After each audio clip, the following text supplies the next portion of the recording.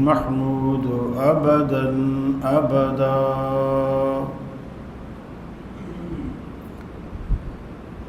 وأستعينه وهو المنعم المولى ونعم النصير مؤيدا.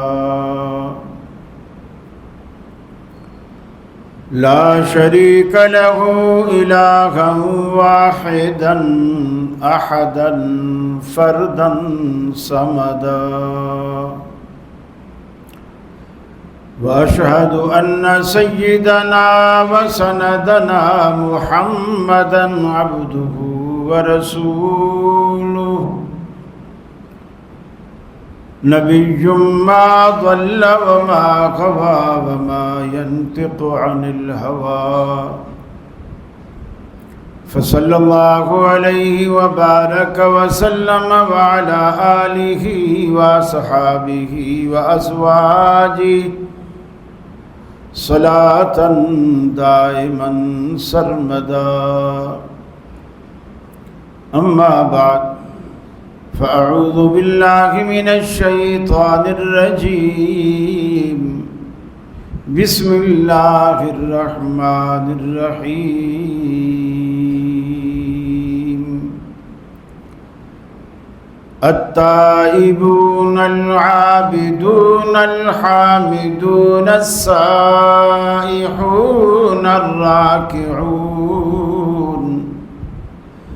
الراكعون الساجدون الآمرون بالمعروف والناهون عن المنكر والحافظون لحدود الله وبشر المؤمنين.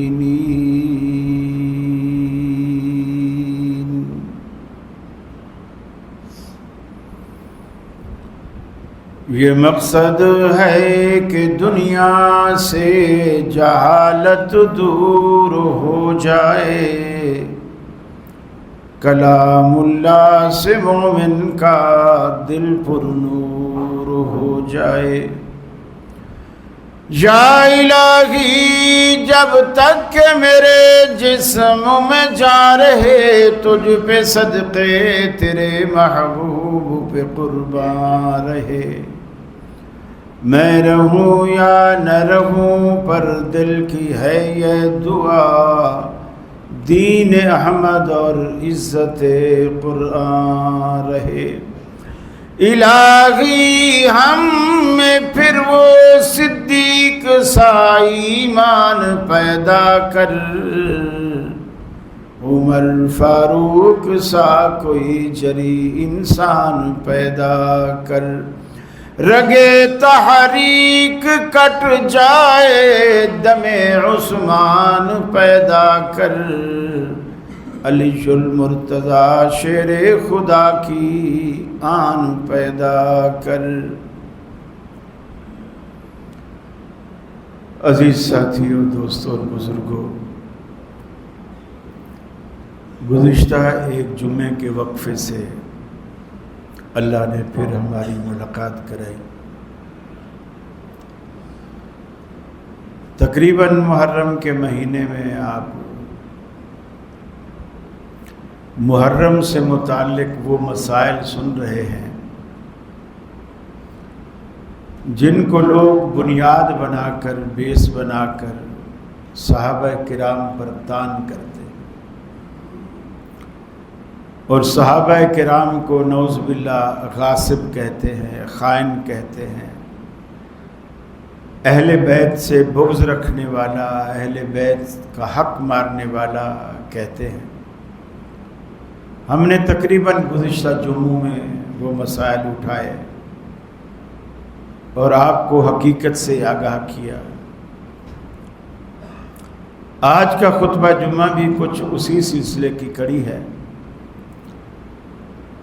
کہ سیدنا معاویہ رضی اللہ تعالی عنہ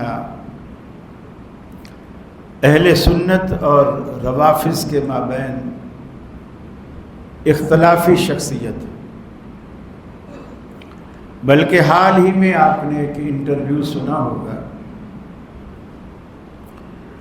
جواد نقوی صاحب کا، جن کو اکثر لوگ کہتے ہیں جی بڑا سلجھا ہوا اور بڑا منصف مزاج شخص ہے اور اس میں تعصب نہیں ہے، عصبیت نہیں ہے، اس کا سلجھا پن ابھی ظاہر ہوا اس کے ایک انٹرویو سے۔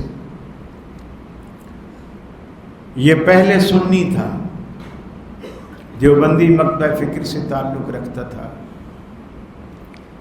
بعد میں اس کو کس چیز نے متاثر کیا اور یہ روافض کی طرف چلا گیا۔ لیکن لوگ یہی سمجھتے تھے کہ جی چونکہ یہ سنیوں سے ادھر گیا ہے تو اس میں وہ شدت اور وہ سختی نہیں ہے۔ انٹرویو کرنے والے نے انٹرویو کیا کہ آپ حضرت معاویہ کی عزت کیوں نہیں کرتے، یہ سوال تھا۔ آپ لوگ سیدنا معاویہ کی عزت کیوں نہیں کرتے؟ اس بدبخت نے جواب دیا کہ عزت تو اس کی جاتی ہے جو عزت کے قابل ہو۔ پھر ظلم دیکھیے، ہماری حکومت کا ظلم دیکھیے کہ جو انٹرویو کرنے والا اینکر تھا، غالباً ریحان نام ہے اس کا، اس پر پرسوں ایف آئی آر کٹی ہے کہ اس نے ایسا متنازع سوال کیا ہی کیوں۔ ہر بندہ پوچھے گا نا کہ ایک اللہ کے رسول کا صحابی ہے،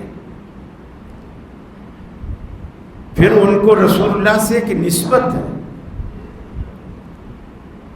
رسول اللہ کی گھر والی تھی ام حبیبہ، یہ ابو سفیان رضی اللہ تعالیٰ عنہ کی بیٹی تھی، اور حضرت معاویہ کی سگی بہن تھی، چونکہ حضرت معاویہ ابو سفیان کے بیٹے ہیں۔ گویا رشتے میں رسول اللہ کے سالے ہیں، رسول اللہ کے بچوں کے ماموں ہیں۔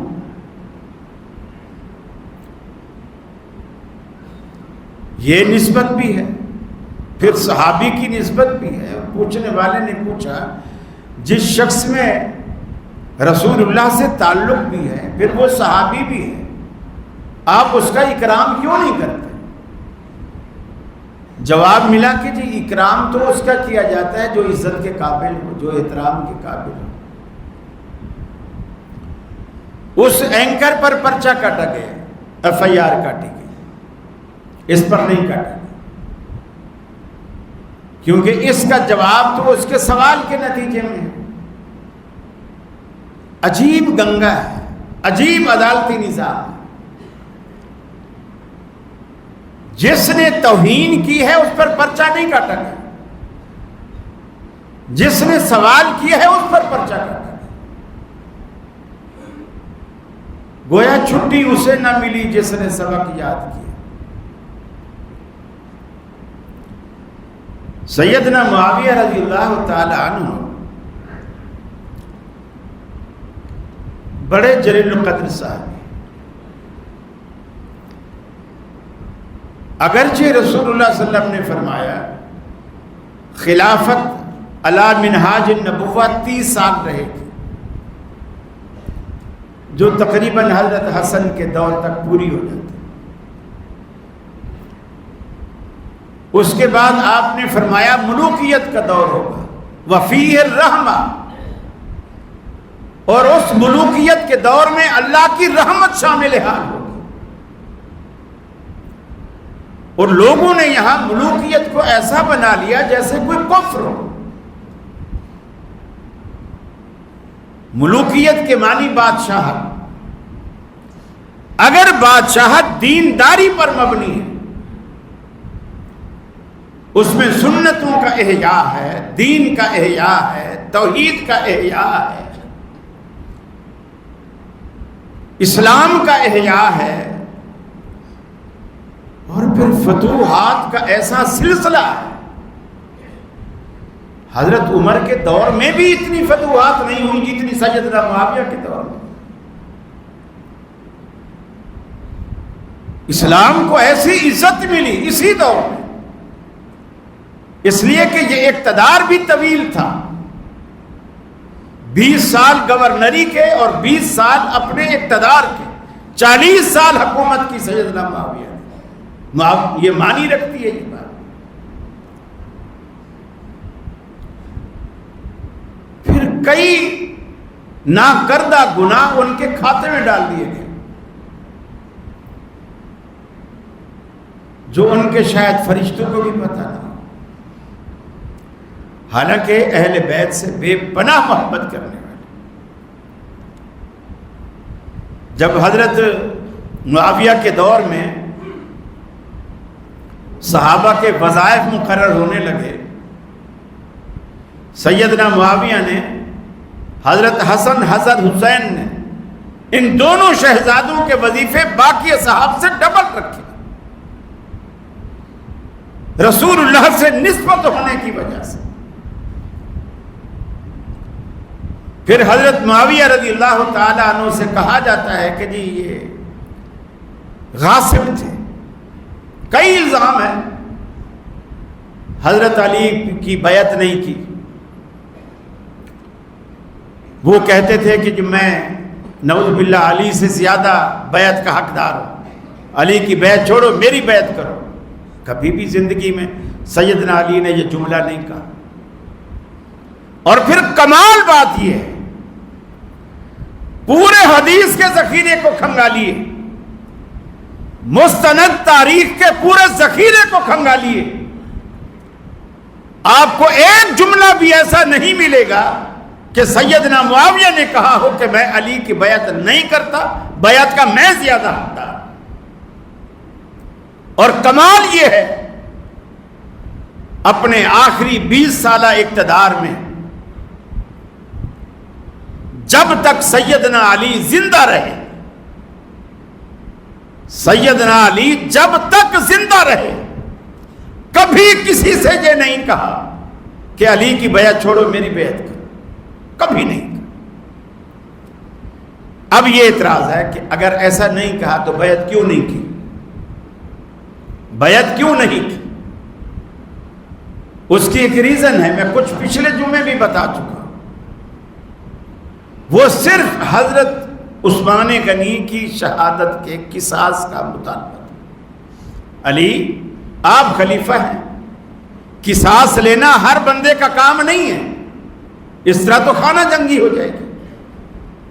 آپ خلیفہ ہیں، لہذا آپ کی ذمہ داری ہے کہ آپ یہ قانون نافذ کریں اور عثمان کے قاتلوں سے بدلہ لیں اور مجھ سے بیعت لیں۔ رکاوٹ میری خلافت نہیں، رکاوٹ قصاص ہے عثمان۔ آپ حضرت عثمان کا بدلہ لیں اور مجھ سے بیعت لیں۔ حضرت علی کہتے ابھی میری حکومت کمزور ہے، پنپنے دو، سنبھلنے دو، قدم جمنے دو، اقتدار کو مضبوط ہونے دو، میں بدلہ لوں گا۔ حضرت علی بھی اپنی جگہ مخلص تھے،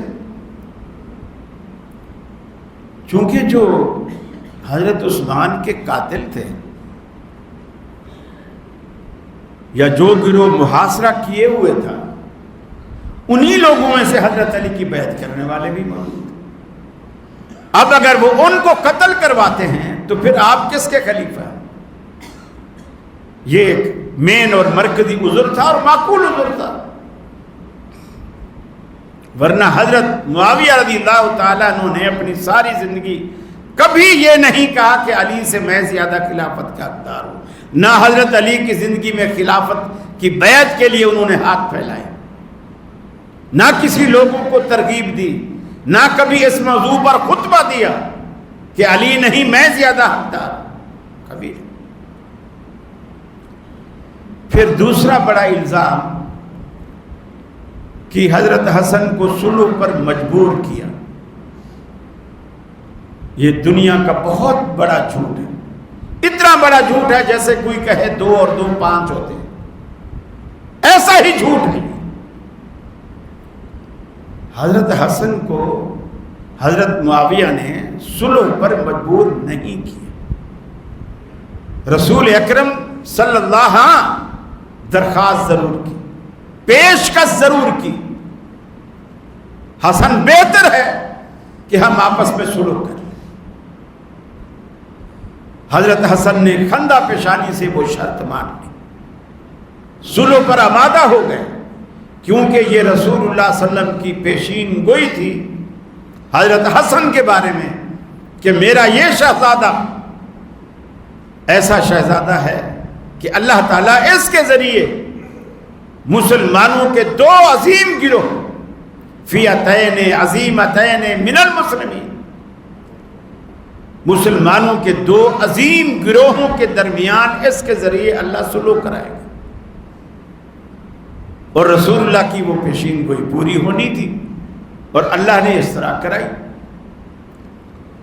اب اللہ کے رسول حضرت حسن کے گروہ کو بھی عظیم کہہ رہے ہیں، معاویہ کے گروہ کو بھی عظیم کہہ رہے ہیں، حسن کے گروہ کو بھی مسلمان کہہ رہے ہیں، معاویہ کے گروہ کو بھی مسلمان کہہ رہے ہیں، اور الگ الگ صیغوں سے نہیں، ایک ہی صیغہ تثنیہ کا استعمال کیا۔ جو اسلام حضرت حسن کے گروہ میں ہے وہی معاویہ کے گروہ میں ہے، جو عظمت حضرت حسن کی گروہ میں ہے وہی عظمت معاویہ کے گروہ میں ہے، ایک ہی صیغے سے، ایک ہی لفظ سے، عظیمتین من المسلمین۔ مسلمانوں میں سے دو عظیم گروہوں کے درمیان اللہ صلح کرائے گا اور اس کا سبب حسن کو بنائے گا، اور پھر کمال لکھی۔ حضرت معاویہ رضی اللہ تعالی عنہ حضرت عبداللہ بن عمر حضرت عمر کے بیٹے ہیں، یہ جنگ جمل جنگ صفین میں بھی شامل نہیں ہوئے، دونوں جنگیں ہوئی نا، شامل نہیں ہوئے۔ اور پھر حضرت معاویہ کے بارے میں فرماتے ہیں، صحابہ کا گروہ ہے، مجمع ہے، اس پہ بیٹھے بات ہو رہی ہے، کہتے ہیں میں نے اصحاب رسول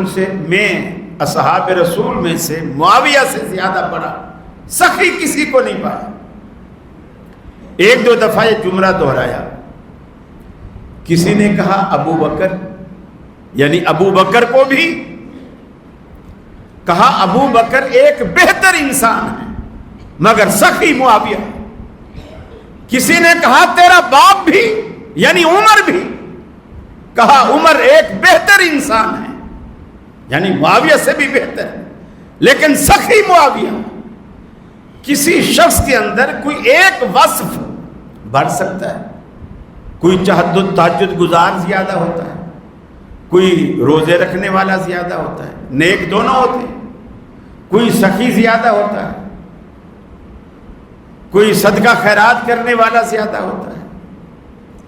مختلف اوصاف ہیں جو مومنین کے اندر ہوتے ہیں، کوئی نرم دل ہوتا ہے، کوئی سخت دل ہوتا ہے، یہ مختلف اوصاف، ساری خوبیاں ایک شخص کے دل میں یا ایک شخص کے اندر جمع ہونا محال ہوتا ہے، الا یہ کہ اللہ کسی پر احسان کرے، جیسے نبی اکرم صلی اللہ علیہ وسلم کی ذات گرامی تھی، ذات گرامی پورے اوصاف حمیدہ آپ کے اندر اللہ تعالیٰ نے رکھ دیے تھے۔ تو میں عرض کر رہا تھا سخاوت کا یہ عالم تھا، جب حضرت حسن سے صلح ہونے لگی، حضرت حسن کے سامنے سیدنا معاویہ نے پرچہ رکھا، بالکل سفید پرچہ بغیر لکھا ہوا، حضرت حسن کے سامنے رکھا اور کہا اشترط فی هذه الصحیفۃ التي ختم علی اسفلها بخاتم ما شئت۔ اے حسن، میں نے اس خالی پرچے کے نیچے اپنی مہر لگا دی ہے، اس زمانے میں دستخطوں کی بجائے مہریں لگا کر دی، میں نے اپنی مہر لگا دی ہے، پرچہ سارا خالی ہے۔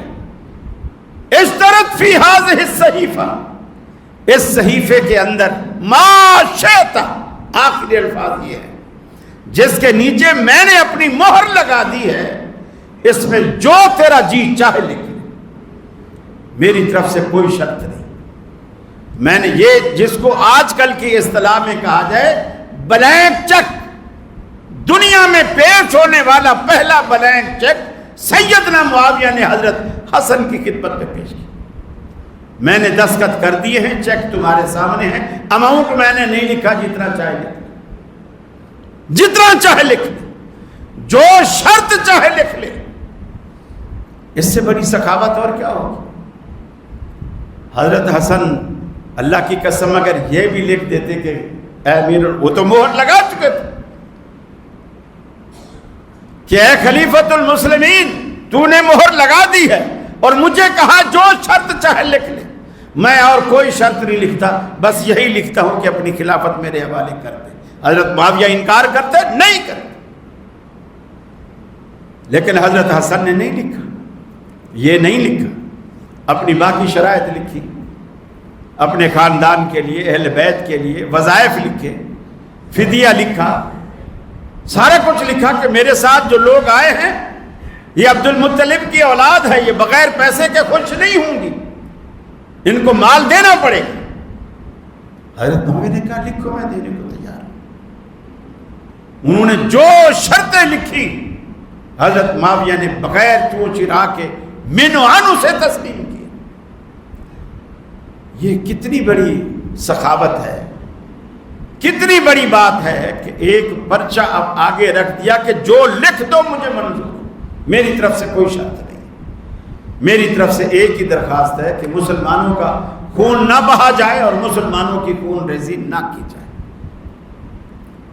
اور حضرت حسن اور ان کے درمیان صلح ہو گئی. پھر کمال دیکھیے، امام معصوم ہوتا ہے، یہ ان کا عقیدہ ہے جو ان کی تمام بڑی بڑی کتابوں میں موجود ہے، رجال الکشی وغیرہ میں، دیگر کتب میں، کہ امام معصوم ہوتا ہے اور معصوم غیر معصوم کی بیعت نہیں کر سکتا. معصوم غیر معصوم کی بیعت نہیں کر سکتا. دوسرے لفظوں میں معصوم غیر معصوم کو امام نہیں مان سکتا. حضرت حسن ان کے 12 اماموں میں سے ایک ہے، 12 اماموں میں سے ایک ہیں. حضرت معاویہ کی بیعت کی صلح کے وقت، جب صلح ہو گئی حضرت معاویہ نے بیعت کی، حضرت حسن نے بیعت کی، حضرت معاویہ کی بیعت کی. چنانچہ رجال الکشی سیاہ کی معتبر کتاب، اس میں یہ حوالہ موجود ہے کہ حضرت حسن نے جب حضرت معاویہ کی بیعت کر لی، اس مجلس میں خاندان کے دوسرے لوگ بھی تھے اور حضرت حسن کے چھوٹے بھائی حضرت حسین بھی تھے. بیعت کرنے کے بعد اپنے چھوٹے بھائی حضرت حسین کی طرف دیکھا، وہ چپ کر کے بیٹھے ہوئے کہ بڑا بھائی فیصلہ کر رہا ہے، میں کیا بولوں. وہ چپ کر کے بیٹھے. اب حضرت حسن بولے بڑے بھائی کی حیثیت سے، یا حسین قم فبایع، اے حسین اٹھو، معاویہ کی بیعت کرو. اور بعض لکھنے والوں نے لکھا کہ آگے یہ الفاظ بھی ہیں فَإِنَّهُ إِمَامِي، اس لیے کہ اس کو میں نے اپنا امام مانا ہے، اٹھو اور بیعت کرو. اب وہ امام معصوم ہوتا ہے اور غیر معصوم کی بیعت نہیں کر سکتا، یہ عقیدہ کہاں گیا؟ یہی بات اس وقت بھی آئی جب صدیق اکبر نے رسول اللہ کی بیماری کے وقت اللہ کے رسول کے مصلی پر کھڑے ہو کر نبی کے حکم سے نماز پڑھائی. علی پیچھے. اور شیعہ کا یہ بھی عقیدہ ہے، اس وقت بھی حضرت علی جب موجود تھے، ان کی پشت سے جو باقی 11 امام آنے تھے، حضرت علی کی پشت کے اندر وہ 11 کے 11 امام زندہ موجود تھے. یہ ان کا عقیدہ. جیسے اب امام غیب کے بارے میں عقیدہ ہے، غیب ہے، زندہ ہے، کہ 12 کے 12 حضرت علی کی پشت میں موجود تھے. اب جب 11 کے 11 موجود تھے اور 12ویں حضرت علی تھے اور ابو بکر کی امامت میں نماز پڑھ رہے ہیں، تو گویا تمہارے 12 کے 12 اماموں نے ابو بکر کے پیچھے نماز پڑھ لی جب ان کی پشت میں زندہ موجود تھے، اور 12 کے 12 نے ابو بکر کو امام مانا، تو تمہیں کالے چور نے کاٹا ہے؟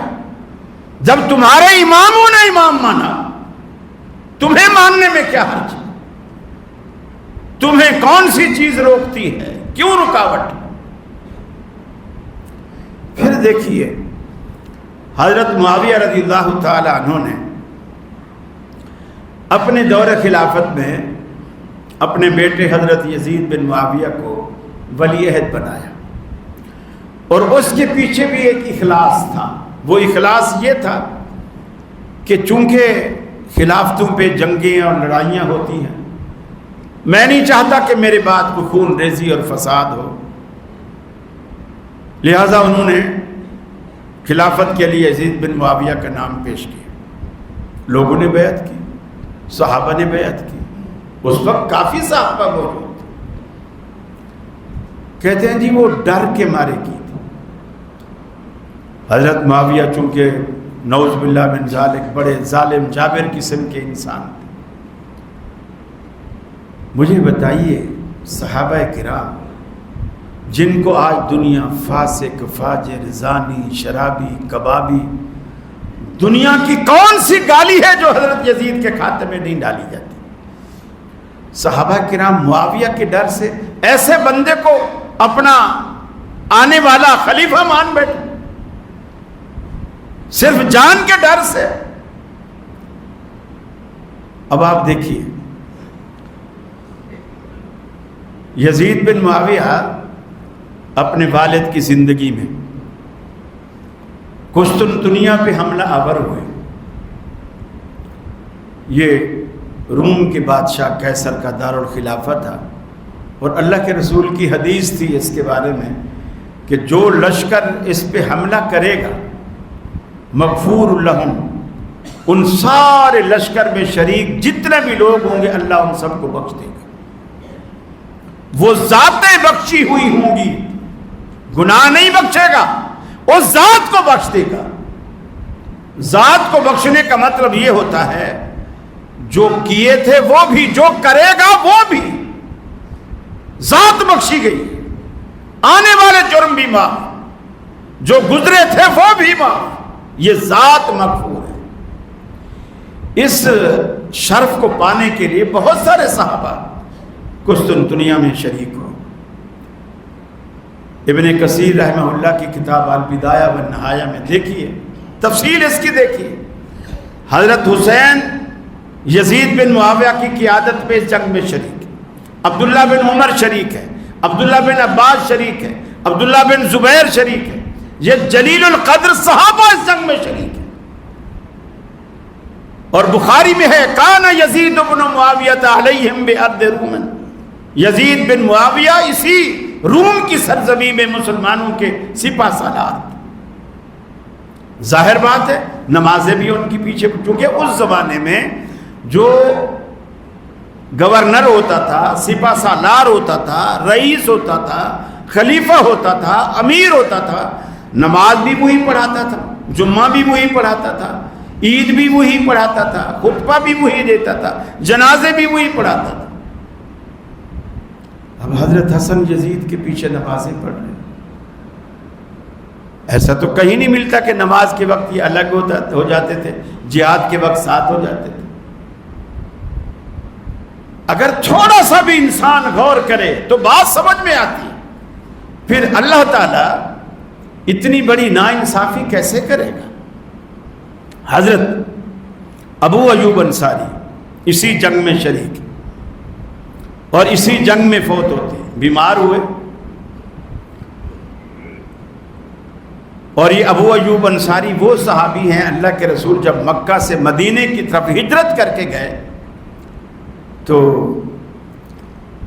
سارے صحابہ، بڑے بڑے مالدار صحابہ اللہ کے رسول سے درخواستیں کر رہے ہیں کہ ہمارے ہاں ٹھہری، ہمارے ہاں ٹھہری۔ ہر بندہ کہتا ہے کہ میزبانی کا شرف مجھے ملے۔ اب جبکہ اتنے سارے لوگ تھے، تو آپ نے خود فیصلہ کرنے کے بجائے فیصلہ اللہ پہ چھوڑ دی. جیسے ایک چیز ہو اور لینے والے کئی ہوں تو پھر آپ شر سے بچنے کے لیے قرآن اندازی کرتے ہیں کہ جی چلو قرآ ڈال لو, اس سے اختلاف ختم ہو جاتا ہے, جس کے نام نکلے جی یہ چیز اسی کی. گویا رسول اللہ نے قرآ ڈالا. وہ قرآ کیسے ڈالا؟ اونٹنی کی مہار چھوڑ دی, مہار اپنے ہاتھ سے نکال کے اونٹنی کے اوپر رکھ دی اور کہا میں معاملہ اللہ کے سپرد کرتا ہوں. جس دروازے پر اونٹنی جا کے بیٹھے گی, یعنی جس دروازے پر اللہ اس اونٹنی کو بٹھائے گا, میں اسی کا مہمان ہوں. یہ اونٹنی ابو ایوب انصاری کے دروازے پر بیٹھی. یہ غریب اتنے تھے. غریب ہونا الگ بات, مخلص ہونا, متقی ہونا, اللہ اور اس کے رسول کی محبت سے سرشار ہونا, یہ دوسری بات. اونٹنی اس دروازے پر بیٹھی. غربت کے یہ عالم تھا کہ گھر میں ایک چٹائی تھی. بیوی سے کہا جلدی سے چٹائی کو دھوو, ہمارے تو نصیب جاگ گئے, دھوو تھوڑا سکھا لو. اللہ کے رسول ہمارے ہاں ہے, رات ہم یہی بچھا دیں گے, آپ آرام فرمائیں. جس اونٹنی کو اللہ نے ابو ایوب انصاری کے دروازے پر روکا, سارے مدینے میں سب سے بہتر گھر, سب سے بہتر میزبانی ابو ایوب انصاری کی سمجھی اللہ نے. وہ ابو ایوب انصاری اسی جنگ میں ہے, بیمار ہوا. یزید تیمارداری کے لیے گئے, چونکہ سپہ سالار تھے.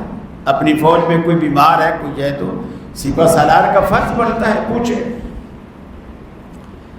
کہا ابو ایوب کوئی آخری خواہش تو مجھے بتاؤ, میں انشاءاللہ پوری کروں. انہوں نے کہا کہ رسول اللہ صلی اللہ علیہ وسلم کی ایک حدیث ہے کہ آپ نے فرمایا تھا کہ جو قسطنطنیہ کے شہر پر حملہ کرے گا وہ سارے مغفور ہوں. میں اسی حرص میں تیرے لشکر میں شریک ہوا کہ مجھے وہ مغفرت والی بات مل جائے, حاصل ہو جائے.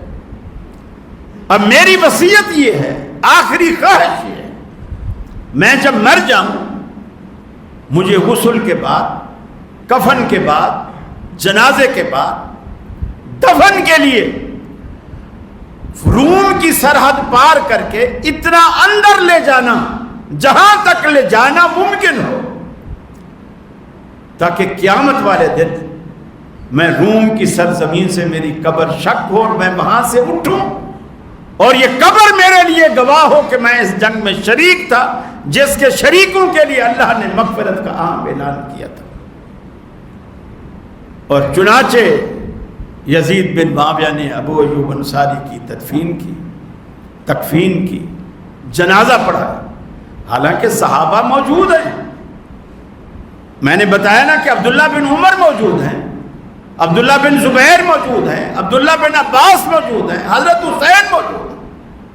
کسی ایک نے بھی نہیں کہا یزید تو تابعی ہے, ہم صحابی ہیں اور مرنے والا بھی صحابی ہے, یہ ہمارا حق ہے کہ ہم اس کا جنازہ پڑھیں. کبھی سب نے یزید کے پیچھے جنازہ پڑھا, صحابی رسول کا, اس صحابی رسول کا جس کی میزبانی اللہ نے مدینے میں رسول اللہ کے لیے پسند کی تھی. اس کا جنازہ اللہ نے یزید بن معاویہ سے پڑھوایا. لوگوں کی باتوں میں مت آئیے, لوگ حقیقت سے بہت دور ہیں, بہت دور ہیں اور فسانوں پہ گزارا. بہت سارے لوگ گمراہی کا شکار ہوئے, حتیٰ کہ مولانا مودودی جیسے آدمی بس غیر مستند تاریخی حوالوں سے بہتے چلے گئے. یقین مانیے حضرت معاویہ کے بارے میں وہ تک الفاظ لکھے کہ وہ حلال حرام کا بھی خیال نہیں کرتے تھے, حلال حرام کا بھی خیال نہیں رکھتے تھے. حالانکہ سیدنا معاویہ اتنے متبع سنت تھے. سید عائشہ ایک مقام پہ سیدہ عائشہ فرماتی ہیں, ام المومنین سید عائشہ فرماتی ہیں اللہ تعالیٰ میری عمر بھی معاویہ کو لگا دے, میری عمر بھی معاویہ کو لگا دے. اور یہ دعا کسی ایسے شخص کے لیے جو حلال حرام میں خیال نہ کرتا ہو, سنت کے جنازے نکالتا ہو، دین کے خلاف کام کرتا ہو، اماں عائشہ جیسی شخصیت اس کو یہ دعا دے سکتی ہے. حالانکہ دنیا میں یہ دعا کوئی کسی کو نہیں دیتا سوائے ماں باپ کے. صرف ماں باپ یہ دعائیں دیتے ہیں اپنے بچوں کو. جب بچوں سے خوش ہوتے ہیں تو کہتے ہیں بیٹا میری عمر بھی تجھے لگ جائے. اور امی عائشہ نے یہی دعا حضرت معاویہ کو دی، اور اللہ کے رسول نے بھی دعائیں دی. ایک موقع پر آپ نے فرمایا اللہم اجعلہ ہادیا مہدیا واہد بہ. اللہ معاویہ کو ہدایت کرنے والا، یعنی ان کی زبان میں ایسی تاثیر پیدا کر دے کہ جس کو بھی دعوت دے اللہ اس کو ہدایت نصیب کر دے. مہدیہ خود بھی ہدایت یافتہ بنا دے، وحد بھی، اور اس کے ذریعے لوگوں کو، یعنی حضرت معاویہ کو لوگوں کے لیے باعث ہدایت بنا دے. اور ایک مقام پھر فرمایا اللہم علمہ الکتاب والحساب وقہ العذاب. اے اللہ معاویہ کو اپنی کتاب قرآن مجید کا علم عطا کر، حساب کا، ریاضی کا علم عطا کر، اور اسے عذاب سے پناہ عطا فرما، وقہ العذاب، عذاب سے بچا. نبی کریم صلی اللہ علیہ وسلم کی دعائیں. اور آپ لوگ، یعنی ایک مخصوص طبقہ ایسا ہے جو ان کو مسلمان ماننے کو تیار نہیں، مسلمان ماننے کو تیار نہیں. صحابی رسول کے بارے میں اس طرح عقیدے رکھنا، نظریات رکھنا انتہائی گمراہ کرنا. فرمایا تائبون العابدون الحامدون السائحون. اللہ رب العالمین کے نیک بندے چاہے وہ آج موجود ہوں یا رسول اللہ کے زمانے میں موجود تھے، التائبون اپنے گناہوں پر نادم ہونے والے، شرمندہ ہونے والے، اتھرو بہانے والے، توبہ کرنے والے، اللہ کے آگے رونے والے، گڑ گڑانے والے. یاد رکھ لو دنیا کے اندر اگر آدمی اللہ کے خوف میں ایک قطرہ بھی آنسو کا ٹپکاتا ہے، رب العالمین اس کی ساری زندگی کو دھوڑ دیتا ہے. اور ساری زندگی اپنے حق میں لیکچر بھی دیتا رہے، کوئی معنی نہیں رکھتا. التائبون العابدون، فرمایا توبہ کرنے والے، عبادت گزار، راتوں کو رب العالمین کے حضور قیام کرنے والے، قرآن کی تلاوتیں کرنے والے، اور رکوع اور سجود کرنے والے. والحامدون، اللہ کی حمد و ثنا بیان کرنے والے. السائحون، روزے رکھنے والے. الامرون بالمعروف، فرمایا نیکی کا حکم دینے والے، برائی سے منع کرنے والے. والآمرون بالمعروف والناہون عن المنکر والحافظون لحدود اللہ، اور اللہ کی حدوں کی حفاظت کرنے والے، اللہ کے قوانین کو دنیا پر نافذ کرنے والے. وبشر المؤمنین، ایسے ہی مومنین کے لیے اللہ نے جنت کی بشارت اور خوشخبری رکھی ہے. قرآن پاک میں اور مقام پر انہی ہستیوں کے بارے میں فرمایا اولئک هم الفائزون، یہی لوگ کامیاب ہونے والے. اولئک هم المفلحون، یہی لوگ فلاح پانے والے. اولئک هم القانتون، یہی لوگ اللہ سے ڈرنے والے. اللہ رب العالمین نے مختلف اوصاف صحابہ کرام کے بیان فرمائے، اور پھر اللہ رب العالمین نے مہاجرین اور انصار کی الگ الگ تعریفیں بیان کرتے ہوئے فرمایا کُلًّا وعد اللہ الحسنى، اللہ رب العالمین کا جنت کا وعدہ ہے ہر صحابی رسول کے لیے. کُلًّا وعد اللہ الحسنى، ہر صحابی رسول کے لیے اللہ رب العالمین کا وعدہ ہے کہ اللہ رب العالمین انہیں جنت عطا کرے گا. اور اللہ نے دنیا میں انہیں سرٹیفکیٹ دیا، رضی اللہ عنہم ورضوا عنہ. اللہ رب العالمین ان سے راضی اور یہ اللہ سے راضی.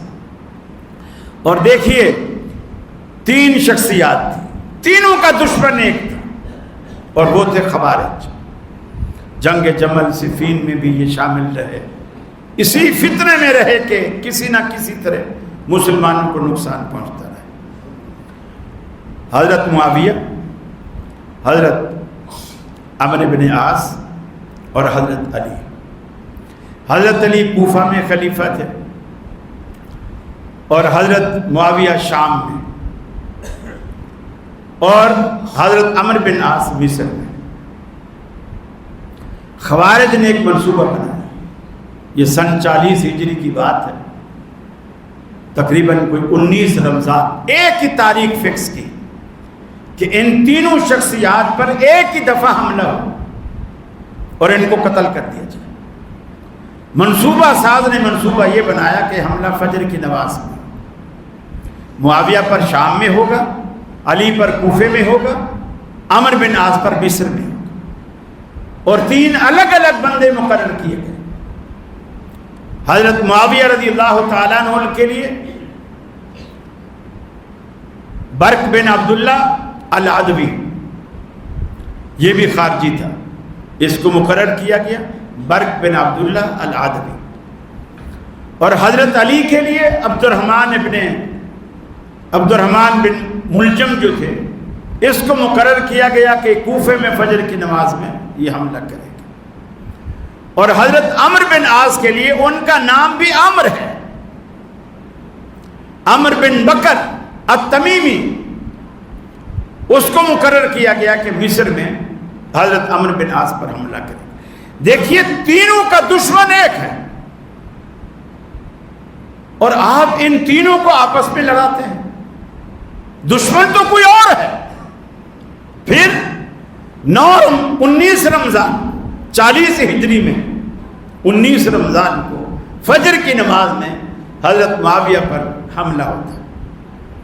اندھیرا تھا، اس زمانے میں بجلی وغیرہ ہوتی نہیں تھی، وار کرنے والے کا وار لگا، لیکن سائڈ پہ کچھ ران کے حصے پر اور کچھ کولے کے حصے پر گوشت کٹا، لیکن ایسا نہیں کہ آپ ہلاک ہو جائیں۔ زخم کچھ عرصے بعد ٹھیک بھی ہو گیا، علاج معالجے سے۔ حضرت معاویہ نے حملے کے وقت ہی اسے پکڑ لیا اور اس نے کہا، معاویہ میرے پاس تیرے لیے خوشخبری، اگر تو مجھے چھوڑ دے تو میں خوشخبری تمہیں سناتا۔ کہا کہ کیا؟ کہا کہ خوشخبری یہ ہے کہ آج ہی رات اس وقت جب میں نے تم پر حملہ کیا ہے، میرے ایک ساتھی نے کوفہ میں علی پر حملہ کیا ہوگا، چونکہ ہم نے یہ منصوبہ بنایا تھا، اور میرا حملہ تو چلو ناکام ہوا، اس کا حملہ کامیاب ہو گیا ہوگا۔ حضرت سیدنا معاویہ رضی اللہ تعالیٰ عنہ نے کہا، خدا کے دشمن اللہ تعالیٰ حضرت علی کی حفاظت فرمائے۔ یہ دشمن یہ دعائیں نہیں دیتے، حضرت علی کی اللہ حفاظت فرمائے، اور وہ بہترین حفاظت کرنے والا ہے۔ کچھ عرصے بعد خیر حضرت علی کی شہادت کی خبر مل گئی، چونکہ ان کا وار ذرا کاری تھا، اور 19 کو ضرب لگی اور 21 رمضان کو آپ شہید ہو گئے حضرت علی۔ عمرو بن عاص کو اللہ نے اس طرح بچایا، اتفاق سے وہ بیمار ہو گئے اسی رات، طبیعت کافی خراب ہو گئی، اور وہ فجر کی نماز پڑھانے نہیں آئے۔ وہ فجر کی نماز پڑھانے نہیں آئے، اور ان کی جگہ ایک اور صحابی، جیسے آپ کوئی امام صاحب نہیں آتا، نماز کا ٹائم ہو جاتا ہے، تو آپ اپنے میں سے کسی بھی بہتر کو کہتے ہیں آگے نماز پڑھا دو۔ تو انہوں نے ایک صحابی تھے حضرت خارجہ رضی اللہ تعالی عنہ، ان کو آگے کیا کہ جی آپ نماز پڑھا دو۔ وہ جو قاتل عمرو بن عاص کے لیے چھپا ہوا تھا، اندھیرے میں وہ شکل نہیں پہچان سکا، البتہ اس کو اتنا یاد تھا کہ نماز عمرو بن عاص ہی پڑھائیں گے۔ ابھی حالت نماز میں تھے اور اس نے وار کیا اور آپ کو شہید، یعنی 2 وار کارگر ہوئے، لیکن حضرت عمرو اس لیے بچ گئے کہ وہ اس دن مسجد میں نہیں آئے، اور ان کی جگہ حضرت خارجہ کی قربانی ہو گئی، اور حضرت معاویہ بچ گئے کہ وہ وار ران کے حصے پہ لگا اور سر پہ یا گردن پہ یا ایسی جگہ نہیں لگا کہ جس سے فوری جان چلی جائے۔ تو یہ ایک ہی دشمن تھا، اور آج بھی وہی دشمن ہے. یقین مانیے یہ خوارج اسلام کے دشمن چلے آ رہے ہیں. یہ مسلمانوں کو مسلمان نہیں سمجھتے. یاد رکھ لیجئے کہ آج کے دور میں ایک تو صحابی رسول ہو، پھر اس کا قتل کرنا، حالت نماز میں کرنا، مسجد کے اندر کرنا، یہ اتنی سفاکیت ہے کہ آج کے قاتل بھی ایسا نہیں کرتے. اتنی سفاکیت ہے. اور ایک خوارج کے اندر یہ سفاکیت ہے. اسی لیے اللہ کے رسول نے ان کو جہنم کا کتا قرار دیا. یہ جہنم کے کتے ہیں. آج وہ تنظیم نہیں ہے، کوئی جماعت نہیں ہے، لیکن یہ ایک نظریہ ہے جو کسی میں بھی پایا جا سکتا ہے. وہ کوئی اہل حدیث میں ہو سکتا ہے، وہ کسی بریلوی میں ہو سکتا ہے، وہ کسی دیوبندی میں ہو سکتا ہے، وہ کسی اور شخص میں ہو سکتا ہے. یہ ایک نظریہ اور نقطہ نظر ہے، تکفیری ذہن. کسی کو مسلمان نہیں سمجھتے سوائے اپنے آپ کے. اللہ رب العالمین سے دعا ہے اللہ ہمیں صحابہ کرام سے عزت کرنے کی توفیق عطا فرمائے، ان کی محبت ہمارے دلوں میں پیدا فرمائے، اور اللہ رب العالمین ہمیں کتاب و سنت کا داعی عامل بنائے.